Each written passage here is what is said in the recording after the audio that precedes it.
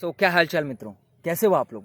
कैसी कट रही है आपकी ज़िंदगी? मौज में हो, आनंद में हो, जितने में हो उतने में कैसे हो? अभी तुरंत कमेंट बॉक्स में लिख डालो, इमिडिएटली राइट नाउ। बहाने बनाना बंद करो, ठीक है? वीडियो शुरू करते हैं। आज के इस वीडियो में हम एक बहुत ही सुंदर से टॉपिक को लेने वाले हैं।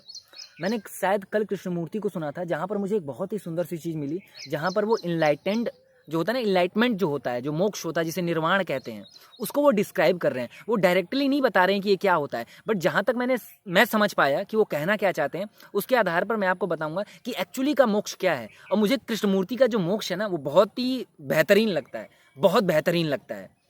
और सही बताऊं ना, तो मेरे को कृष्णमूर्ति की मोक्ष की परिभाषा है ना, इनलाइटमेंट की जो परिभाषा है ना, वो बिल्कुल ऑथेंटिक और 100% जेन्युइन लगती है। बाकी अन्य धर्मों की जो मोक्ष की परिभाषा है ना, वो सही बताऊं ना तो मेरे दिमाग में घुसती नहीं है, मेरे को पचती ही नहीं है।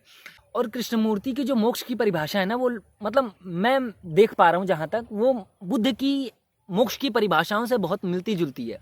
लेकिन सही बताऊं ना तो कृष्णमूर्ति की बात यार बिल्कुल अलग है, क्योंकि मैं कृष्णमूर्ति को बहुत ही पास से कनेक्ट कर पा रहा हूँ, क्योंकि उनकी वीडियोस हैं, उनकी ऑडियोज हैं। और बुद्ध आज से तकरीबन 2,500-3,000 साल पहले हुए हैं, तो उनके बारे में मैं कह नहीं सकता। जो भी मैंने सुना है उसके आधार पर बुद्ध कहा करते थे ना, मोक्ष कोई मरने के बाद अलग से उपलब्ध नहीं होता है कि जब तुम्हारा शरीर मिट जाएगा उसके बाद तुम्हें मोक्ष मिलेगा। कोई सिंहासन होगा, कोई शराब के चश्मे बह रहे होंगे, कोई बैकुंठ लोक होगा, वहाँ पर सुंदर सुंदर लड़कियाँ होंगी, वहाँ पर ऐसा ऐसा सिंहासन होगा, ऐसा ऐसा वातावरण होगा, बहुत हरियाली होगी, बहुत सारी मिठाइयाँ होंगी, जो चाहोगे वो मिल जाएगा।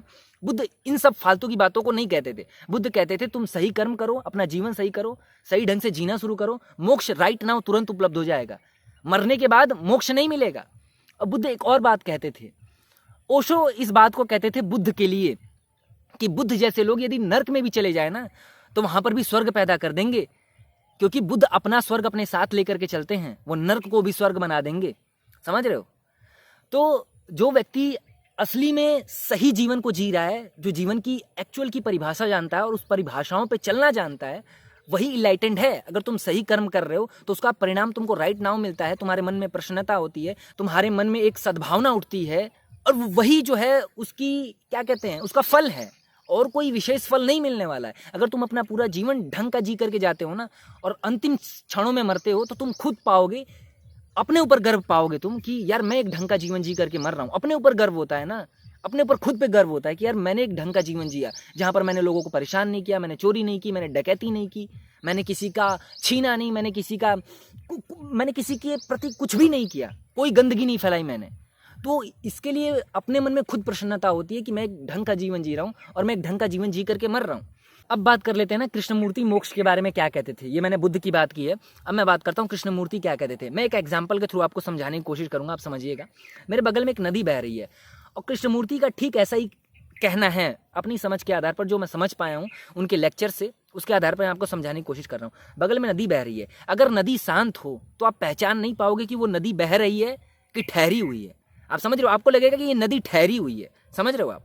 कि अगर एक नदी बह रही है लेकिन वो एकदम शांत है, तो आप समझ नहीं पाओगे कि ये नदी बह रही है कि नहीं बह रही है। उसको आपको बैठ करके बारीकी से ऑब्जर्व करना पड़ेगा, उसको देखना पड़ेगा, उसको समझना पड़ेगा। अपनी जो बॉडी की सेंसिटिविटी है, अपनी आंखों की जो सेंसिटिविटी है, उसके आधार पर आपको समझना पड़ेगा कि वाकई में ये नदी रुकी नहीं हुई है, ये नहर का पानी रुका हुआ नहीं है, ये बह रहा है।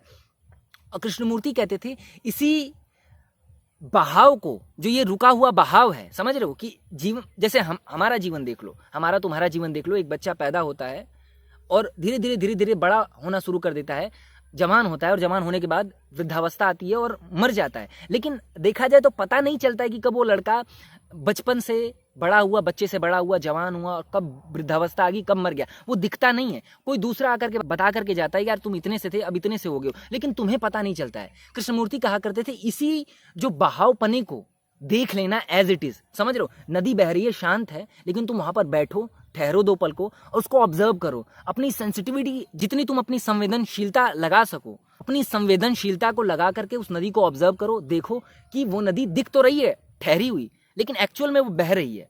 वैसे ही हमारा जीवन है, दिखता तो है कि रुका हुआ है, लेकिन एक्चुअली में बह रहा है।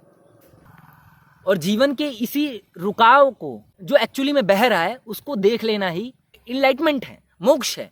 आप मोक्ष में जी रहे हो, और हर कोई इसको नहीं देख पाता है। बात समझना, आप बात को समझ रहे हो? बहुत ही सेंसिटिव बात है।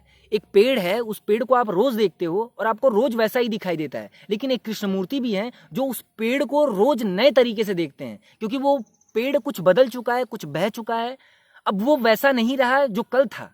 आप गेम समझ रहे हो? एक नदी है, नदी का पानी प्रति क्षण बह रहा है, आपको लगता है कि वही नदी का पानी है, वही पानी है, बट जिस पानी को आपने देखा था वो पानी कुछ दूर निकल चुका है। वैसे ही जिस नित्या को, जिस मुझको आपने आज देखा है, वो कल से कुछ बह चुका है, कुछ मौत की गर्त में जा चुका है, कुछ जीवन के बहाव में बह चुका है, और इसी बहाव को देख लेना है मोक्ष है।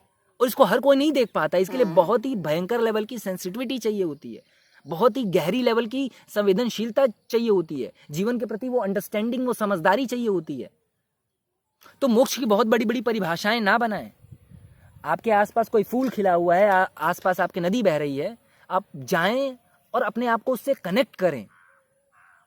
वो भी नेचर का एक पार्ट है, आप भी नेचर का एक पार्ट हैं, और हम दोनों एक सामंजस्य बिठा करके जीवन में आगे बढ़ेंगे तो हम जीवन के उस यथार्थ को उपलब्ध हो जाएंगे। हमने अपने आप को पूरी तरीके से नेचर से काट रखा है, हम मंदिरों के भरोसे बैठे हुए हैं, हम मंदिरों में जाकर के उस रुके हुए पत्थरों में परमात्मा खोजने की कोशिश करते हैं। हमारे आसपास नदियां बह रही हैं, पत्तियां बह रही हैं, पेड़ पौधे हिल रहे हैं, हवाएं चल रही हैं, और हमारे जीवन में दुख घट रहा है, सुख घट रहा है। बजाय कि हम इसमें अपने आप को झांकने की जगह हम मंदिरों में जाकर के अपने आप को झांकने की कोशिश करते हैं। तो कृष्णमूर्ति का यही कहना था कि अपने आसपास जो चीज़ें हैं उनसे अपने आप को कनेक्ट करो, क्योंकि आप वही हो जो वो हैं। आप में और उसमें बहुत ज़्यादा डिफरेंस नहीं है। उनको भी दर्द होता है जब उनको कोई काटता है, ये रिसर्चेस हुई हैं। आपको भी पीड़ा होती है, आपको भी कष्ट होता है, बशर्ते वो अपनी भावनाओं को व्यक्त नहीं कर पाते हैं। और आपके पास बहुत सारी इंद्रियां हैं जिनके माध्यम से आप अपनी भावनाओं को व्यक्त कर देते हो। अब बात समझ रहे हो मैं क्या कह रहा हूं? तो मोक्ष अभी है, राइट नाउ। सही जीवन जीना शुरू करो, सही ढंग से व्यवहार करो, एक परफेक्ट लाइफ जियो, जहां पर तुम्हारे पास जो भी परिस्थितियां आ रही हो, सुख आ रहा हो, दुख आ रहा हो, जो भी कंडीशंस तुम्हारे पास आ रही हो, उनको परफेक्टली सही ढंग से जीना शुरू करो। मतलब जिस क्षण के लिए जिस तरीके का रोल जरूरी है, तुम वो रोल वहां पर निभाओ, वो रोल तुम वहां पर करो। अब बस यही जीवन है। जब तुम किसी के लिए कुछ अच्छा करते हो तो उसका तुरंत फल मिलता है, तुरंत एक अच्छी भावना मन में उठती है कि मैंने किसी और के लिए किया है, और बहुत प्रसन्नता होती है। तुम करके देखना। तो मोक्ष की बहुत बड़ी बड़ी परिभाषाएं मत बनाओ कि आगे चल करके मरने के बाद एक बैकुंठ लोक होगा, कि जहाँ पर स्वर्ग के चश्मे बह रहे होंगे, जहाँ पर ऐसा होगा, ऐसा होगा, ऐसा होगा, बड़े बड़े महल होंगे, जो चाहूँगा वो मिल जाएगा, वहाँ पर भूख नहीं लगेगी, वहाँ पर कामवासना नहीं उठेगी। कि कामवासना उठेगी तो पृथ्वी से ज़्यादा बेहतरीन और सुंदर सुंदर स्त्रियाँ होंगी, जिनके नाक में नेटा नहीं होगा, कान में पोटा नहीं होगा, जो मलमूत्र नहीं करेंगी, वो बहुत साफ सुथरी, एकदम बिना नहाई हुई, एकदम चमकेंगी, महकेंगी।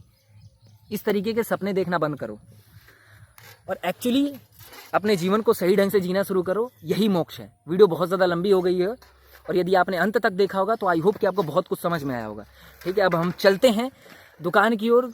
मैं जा रहा था कुछ काम से, तो यहाँ पर रुक करके थोड़ी देर वीडियो बना लेता हूँ। थोड़ी शांति रहती है, घर में बहुत चहचहाहट, बड़ा ही शोरगुल रहता है। यहाँ पर आकर के थोड़ी शांति मिलती है। ये देख लो, चारों तरफ हरियाली है और बहुत शांत माहौल है। तो आई होप कि आपने इस वीडियो से बहुत कुछ सीखा होगा। हम मिलते हैं आपसे इसी तरीके की एक और सुंदर सी वीडियो में। तब तक के लिए नमस्कार।